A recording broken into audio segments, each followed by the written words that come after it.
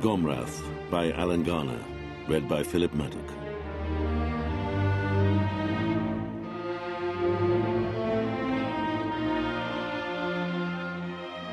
Chapter 1. The Elves of Sinadon.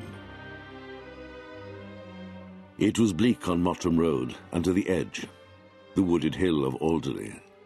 Trees roared high in the darkness.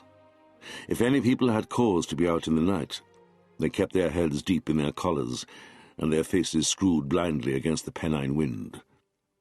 And it was as well they did, for among the trees something was happening that was not meant for human eyes. From a rib of the edge, a shaft of blue light cut the darkness. It came from a narrow opening in a high, tooth-shaped rock, and within the opening was a pair of iron gates thrown wide, and beyond them a tunnel. Shadows moved on the trees as a strange procession entered through the gates and down into the hill. They were a small people, not more than 4 feet high, deep-chested, with narrow waists and long, slender arms and legs. They wore short tunics, belted and sleeveless, and their feet were bare. Some had cloaks of white eagle feathers, though these were marks of rank rather than a protection. They carried deeply curved bows, and from their belts hung on one side quivers of white arrows, and on the other broad stabbing swords.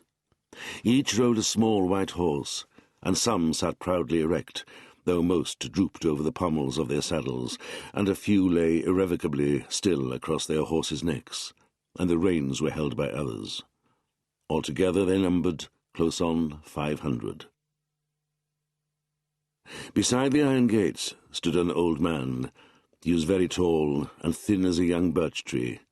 His white robes and long white hair and beard flew with the gale, and he held a white staff in his hand.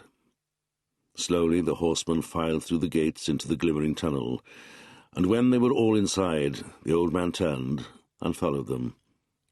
The iron gates swung shut behind him, and there was just a bare rock in the wind.